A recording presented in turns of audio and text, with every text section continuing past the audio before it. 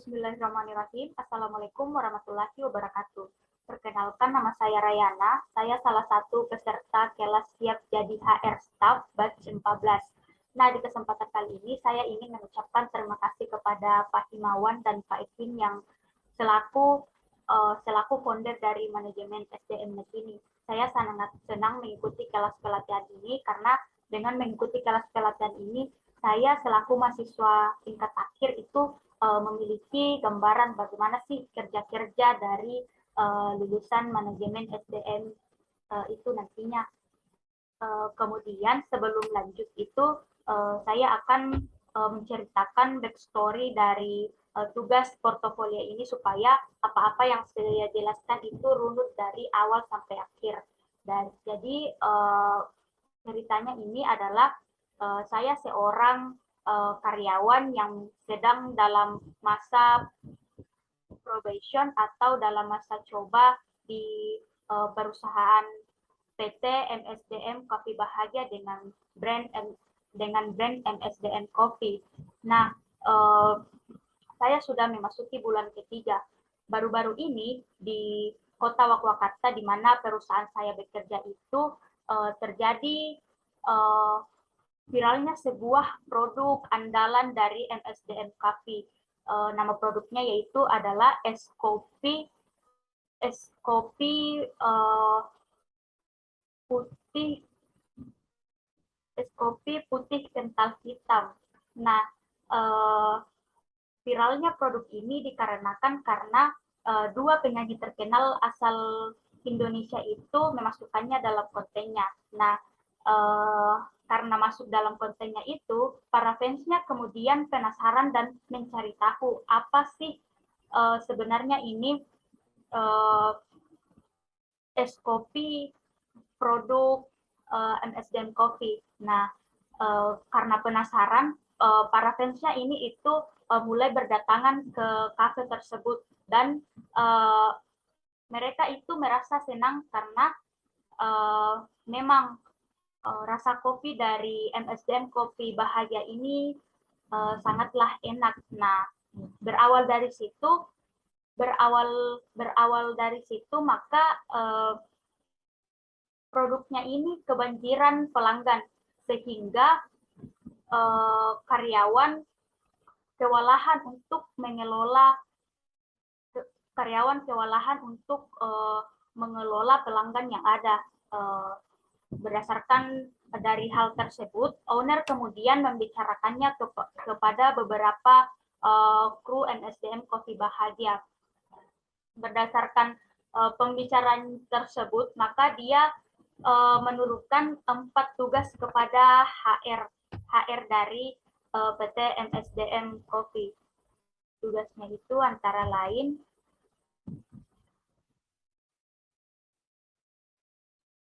yang pertama adalah membuat draft perjanjian kerja waktu tertentu. Kemudian tugas yang kedua adalah menghitung gaji karyawan sesuai yang telah dianggarkan oleh ownernya. Kemudian tugas yang ketiga adalah membuat draft rekrutmen. Kemudian tugas yang keempat adalah merancang program learning and development. Untuk tugas pertama ini adalah para HR staff itu disuruh oleh owner untuk menyiapkan draft PKWT selama 1 tahun untuk calon karyawan yang bernama Kang Koding. Kang Koding ini merupakan teman lama si owner kopi MSDM Kopi Bahagia. Kemudian jabatannya adalah sebagai project manager dengan tugas utama adalah membuat aplikasi MSDM Coffee yang bisa diakses dengan mudah dari seluruh smartphone dengan seluruh smartphone dan iOS. Untuk format perjanjiannya itu yang pertama diisi oleh pihak perusahaan di mana nama perusahaannya adalah PT MSDM Kopi Bahagia yang beralamat di Jalan Mapala nomor 23, Kelurahan Rapucini, Kecamatan Tidung, Kabupaten Purwakarta di Provinsi Bandung. Kemudian untuk nama calon karyawannya itu adalah dia bernama Kang Kodik, kemudian tempat tanggal lahirnya itu di Nrekang 8 Februari tahun 1997. Dia berjenis kelamin laki-laki. Dia tinggal di Jalan Pahlawan nomor 45, RT 4 RW 2, Kelurahan Gutu Batu, Kecamatan Nrekang, Kabupaten Nrekang, Provinsi Sulawesi Selatan. Kemudian untuk waktu perjanjiannya ini di jangka waktunya adalah 1 tahun mulai dari tanggal 25 Juni 2022 dan akan berakhir pada tanggal 25 Juni 2023. Kemudian deskripsi dari pekerjaannya itu adalah jenis pekerjaan ini adalah project manager di mana tugasnya adalah mendevelop aplikasi MSDM Kopi Bahagia yang friendly untuk pengguna iOS maupun pengguna Android. Selanjutnya adalah menghitung upah karyawan. Owner telah menetapkan anggaran untuk upah project manager ini, di mana rinciannya adalah upah pokoknya itu 10 juta, tunjangan tetapnya 3 juta, kemudian tunjangan tidak tetap atau tunjangan hariannya itu adalah 25.000. Saya menghitungnya mulai dari tanggal 21 sampai tanggal 21 Juli sampai 20 Agustus. Nah, pada rentang waktu tersebut terdapat 2 kali libur, jadi saya menghitungnya 23 hari dikali 25.000 per hari, maka hasilnya yaitu Rp575.000. Kemudian dikalkulasikan juga dengan jaminan kecelakaan kerja yaitu 0,24%. 0,24% ini dikali dengan upah pokok maka hasilnya 24.000. Begitupun dengan jaminan kematiannya 0,3%, jadi hasilnya 30 juta. Kemudian untuk BPJS Kesehatan 4%, jadi 400. Jadi kalkulasinya di sini untuk penghasilan bruto sebulan dari yang bersangkutan adalah 14.029.000 rupiah. Kemudian 14 juta ini dikurangi dengan biaya jabatannya itu maksimal 500.000. Kemudian jaminan hari tua itu 2%, 200.000 ini didapatkan dari 2% dikali dengan 10 juta, maka hasilnya ini 200.000. Begitupun dengan jaminan pensiun yaitu 100.000. Maka total dari biaya pengurangannya ini adalah 800.000 rupiah. Jadi 14.029.000 dikurang 800.000 rupiah, hasilnya adalah 13.029.000 rupiah. Untuk selanjutnya adalah bulan bergabung dengan perusahaan. Saya menghitungnya mulai dari 5 karena di bawah itu belum terhitung sebagai pajak karena jika terhitung maka hasilnya minus. Oke, selanjutnya jadi 13 juta dikali 5 juta maka hasilnya adalah 66.145.000 rupiah. Dan PTKP karena yang bersangkutan ini adalah dia statusnya sudah menikah dan memiliki 1 anak, maka dia PTKP-nya adalah 63 juta rupiah. Ini sesuai dengan undang-undang yang berlaku. Jadi PKP dari yang bersangkutan ini adalah 3.145.000 rupiah. 3.145.000 rupiah ini dibagi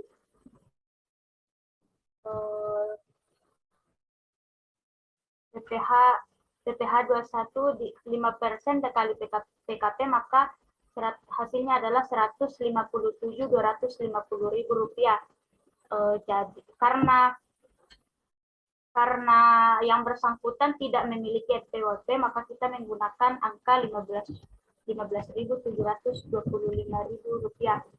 Nah, untuk menghitung berapa jumlah gaji yang bersangkutan di bulan Agustus tahun 2022, maka upah pokok ditambah tunjangan tetap, dan tunjangan tetap ini dikurangkan dengan PPh 21 per bulan, yaitu Rp15.725.000, dan iuran jaminan hari tua Rp200.000, Rp200.000 ini didapatkan dari 2% dikali 10 juta, maka hasilnya ini. Begitupun dengan 1% ini hasilnya adalah 100.000, dan iuran BPJS Kesehatan ini adalah 100.000, maka total potongannya adalah Rp415.725.000. Jadi upah yang dibayarkan ke yang bersangkutan ini adalah 13 juta. Upah bersih yang dibayar kepada bersangkutan adalah Rp13.159.275.000. Kemudian tugas yang ketiga adalah membuat draft iklan lowongan kerja untuk posisi sosial media spesialis, yang tugas utamanya adalah mengelola website NSDN Coffee dan berbagai akun media sosial NSDN Coffee, yang bertujuan untuk memperkuat branding dan mempromosikan produk-produk kopi, serta membuat konten-konten kreatif yang mendukung penjualan. Nah, di sini saya sudah membuat poster lowongan pekerjaan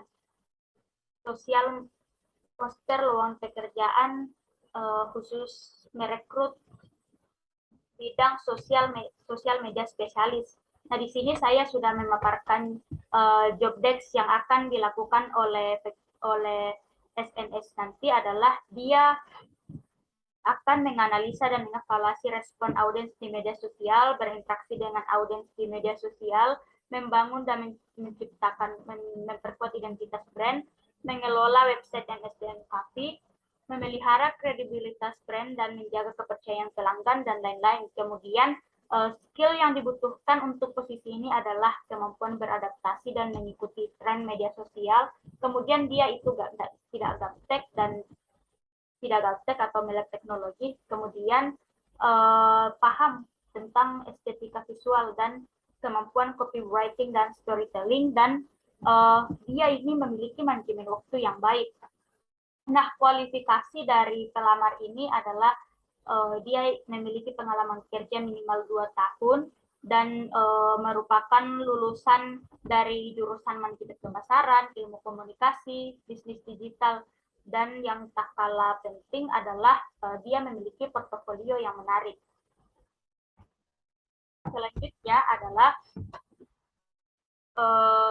Selanjutnya tugas keempat yang dibebankan kepada HR adalah diminta membuat program learning and development untuk seluruh kru NSDN Coffee agar para kru ini memiliki kompetensi dalam melakukan aktivitas penjualan online.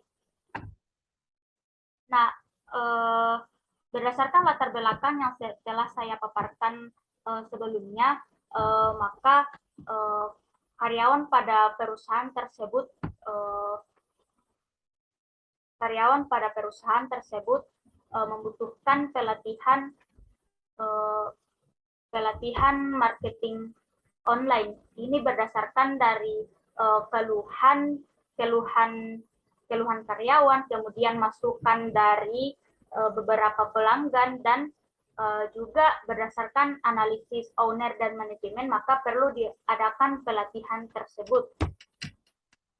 Kemudian setelah menetapkan tema pelatihan yang akan diterapkan kepada karyawan, selanjutnya adalah mendesain atau menyusun perencanaan cermat yang akan dilakukan nanti dalam pelatihan.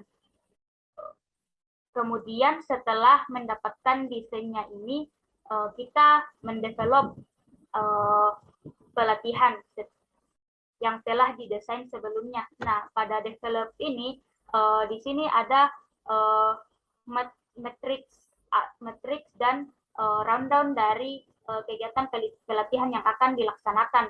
Kemudian setelah semuanya beres, di sini pada tahap develop ini kita juga akan memberikan tes free untuk agar nantinya digunakan sebagai evaluasi dari keefektifan pelatihan. Kemudian implementasi pelatihan ini akan dilaksanakan secara offline di kantor PT MSDM Kopi Bahagia dan diikuti oleh seluruh kru MSDM Kopi Bahagia. Kemudian untuk evaluasi ini sangat perlu agar kita dapat mengukur keefektifan dan keefisien pelatihan, dan untuk pelatihan selanjutnya itu kita bisa menganalisis kelebihan dan kekurangan pelatihan yang telah diadakan sebelumnya. Nah, untuk evaluasinya ini saya memasukkan ada 4 poin. Yang pertama adalah evaluasi karyawan terhadap pelaksanaan kegiatan pelatihan, kemudian evaluasi pemahaman karyawan, dan evaluasi kepuasan peserta training, lalu evaluasi pemahaman peserta training. Nah, berikut adalah tour marketing online yang telah saya susun sebelumnya. Di sini di deskripsi program adalah pelatihan hard skill untuk sales dan marketing melalui online. Tujuannya adalah memberikan pemahaman kompetensi dan menganalisis kondisi pasar serta menentukan strategi apa sih yang perlu digunakan dalam melakukan pemasaran online. Selanjutnya adalah sasaran, indikator, dan kerangka belajar. Nah, di sini saya menuliskan bahwa sasarannya adalah kemampuan analisis pasar, penetapan target dan penentuan strategi, dan pembuatan dan pemilihan platform advertising. Kemudian format pembelajaran ini adalah mentoring melalui presentasi hasil pencapaian performa dan tes berkala dengan soal tertulis dan presentasi kasus. Untuk kelompok sasaran ini adalah karyawan yang sudah melewati masa percobaan atau bekerja 3 bulan dalam perusahaan. Selanjutnya adalah 2 contoh dari form evaluasi, yaitu form kepuasan peserta training dan form peningkatan pemahaman terhadap training. Nah, di sini di sini bisa dilihat apa-apa sih yang ada di form kepuasan peserta training dan apa-apa yang ada di tingkat pemahaman terhadap materi training. Ya, demikianlah yang bisa saya sampaikan. Saya sangat menyadari banyak sekali kekurangan dalam presentasi saya kali ini, dan lebih dan kurangnya mohon dimaafkan. Wassalamualaikum warahmatullahi wabarakatuh.